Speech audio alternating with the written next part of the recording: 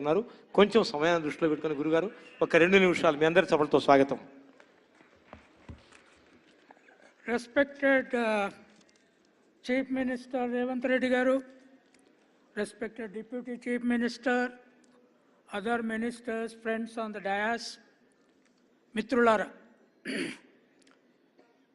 గద్దరు బతికుండంగా 2 మహా గొప్ప అవమానాలను భరించాడు. ఒకటి,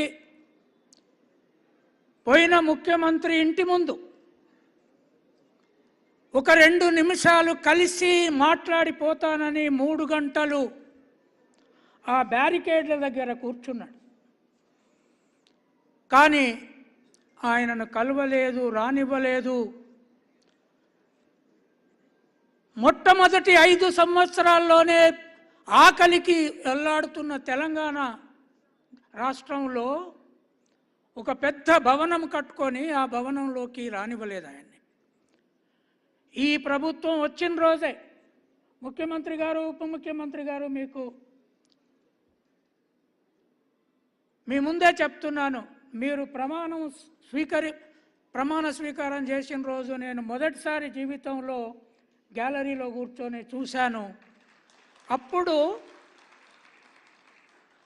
మానవ హక్కులకు బంధాలు వేసిన ఆ బ్యారికేడ్లను, గద్దర్ను అవమానపరిచిన బ్యారికేడ్లను, మిమ్మల్ని కూడా అవమానపరిచిన బ్యారికేడ్లను తొలగించి పడేశారు.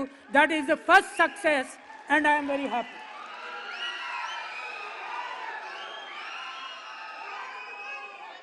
సెకండ్ అవమానం, ఆ ఉద్యమం తీవ్రంగా నడుస్తున్న రోజుల్లో గద్దర్ ఎక్కడో ఒకడ కేసీఆర్ను విమర్శించాడని, ఆ ఫూటుపాతగాడ నన్ను విమర్శించేది అని కేసీఆర్ చెప్పాడు. ఆ రోజు నేను కేసీఆర్ ఉద్యమంలో కానీ ప్రభుత్వంలో ఉండంగా కానీ ఆ కుటుంబం ముఖం కానీ ఆయన ముఖం కానీ చూసి ఎరగను, చూడనని నిర్ణయం తీసుకొని సత్యదనక చూడను అనుకున్నాను. ఆ ఫూటుపాతకానికి ఈ మొదటి జయంతి నాడే ఒక బ్రహ్మాండమైన విగ్రహం కావాలని నా శక్తి కొద్దీ ప్రయత్నం చేసి అక్కడ తెల్లాపూర్లో పెట్టించాను. మీరు దానికి అండగా నిలబడ్డారు. Thank you. రెండవది, ఆ ఫూటుపాతగాడన్న వ్యక్తికి అంతకుముందు తెలంగాణ వీరులని, సిద్ధాంతకర్తలని వాళ్ళ జయంతులు జరిపితే ఇక్కడ ముఖ్యమంత్రి కూర్చున్న రోజు చూడలే నేను. మొదటిసారి మీ ప్రభుత్వం వచ్చి ముఖ్యమంత్రి, ఉప ముఖ్యమంత్రి వచ్చి ఈ గద్దర్కు పూటుపాత కాదు, ఈ దేశ సాంస్కృతిక విప్లవ వీరుడు, తెలంగాణ గడ్డ మీద నుంచి ఇక్కడ ఒక బ్రహ్మాండమైన సాంస్కృతిక మ్యూజియం గద్దర్తో పేరు కట్టడానికి మనందరం సిద్ధపడదాం. మేము సహకరిస్తాం. నేను ఇంకా బతుకుంటే మీ ప్రభుత్వం ఉన్నంతకాలం మీకు సహకరిస్తాను. డప్పు, డోలక్, చెప్పు, డ్యాన్సు, ఇది తెలంగాణ సాంస్కృతిక పోరాట గడ్డ. దానికి గద్దర్ సింబల్. మీరు దానికి సిద్ధపడండి. నేను కనుక మీరంతా యువకులు, ముఖ్యంగా ముఖ్యమంత్రి గారు, I'm very happy. At the age of 24, you became chief minister. At the age of 54, yeah, I would have liked if you were to be 24.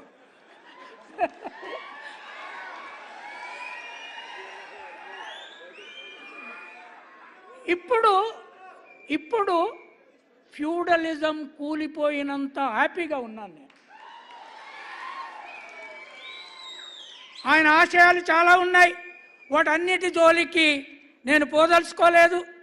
కానీ మిత్రులారా, ఎక్కడైతే పోరాటం ఉన్నదో, ఎక్కడైతే అవమానం ఉన్నదో, ఎక్కడైతే స్త్రీకి అవమానం జరిగిందో, ఆ స్త్రీకి ఒక సాహిత్య రూపం, ఒక పాట రూపం, ఒక ఆట రూపం. గద్దరు సినిమాలకు పోయి ఉంటే ఎన్టీ రామారావు కంటే అందమైన హీరో అయ్యేవాడు.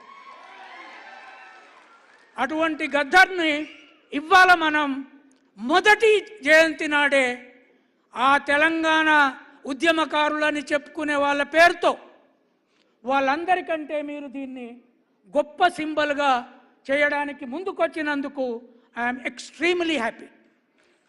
సో ఆఖరిగా ఒక్క మాట చెప్పి ముగిస్తాను. ఆ ప్రగతి అనే పేరుతో మైసూర్ రాజా భవనం లాగా కట్టుకున్న దాంట్లో ఇప్పుడు మా భట్టి గారు ఉంటున్నారు.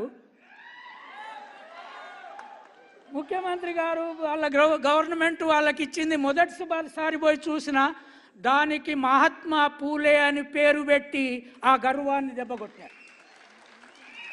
తర్వాత 23వ తారీఖు నాడు ఈ ఫ్యాక్ట్ మీకు చెప్పాలి. సడన్గా నాకు ఒక ఫోన్ వచ్చింది. నేను నార్మల్గా తెలియని ఫోన్ ఎత్తాను. నేను కవితను మాట్లాడుతున్నా అన్నది. ఎవరు ఈ కవిత? ఏ కవిత అన్నాను నేను. సార్ నేను కేసీఆర్ కూతుర్ని కవితను మాట్లాడుతున్నా అన్న. అంటే రాంగ్ నెంబర్కి చేసినవమ్మా అన్నాను. అంటే లేదు సార్, నేను మహాత్మా పూలే విగ్రహం అసెంబ్లీలో పెట్టడానికి స్పీకర్కి అప్లికేషన్ ఇచ్చిన 26వ తారీఖు నాడు మీటింగ్ పెడుతున్నాం, మీరు అక్కడికి రావాలి అన్నది.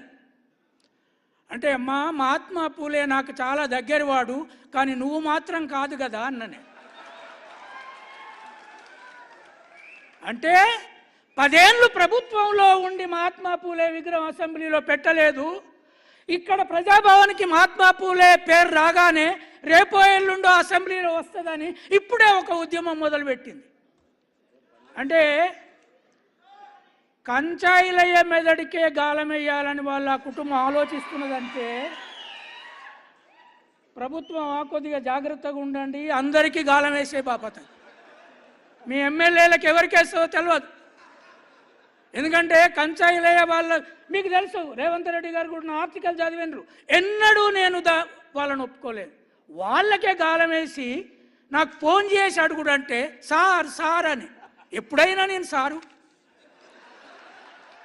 కనుక ఈ గద్దరు కళాక్షేత్రాన్ని తెలంగాణలో నిర్మించి భారతదేశానికి ప్రపంచానికి ఓ మహా సాంస్కృతిక యోధుల్లాగా ఒక మైకేల్ జాక్సన్ లాగా మనము ఈ ప్రపంచానికి గద్దర్ను నిలబెడదాము.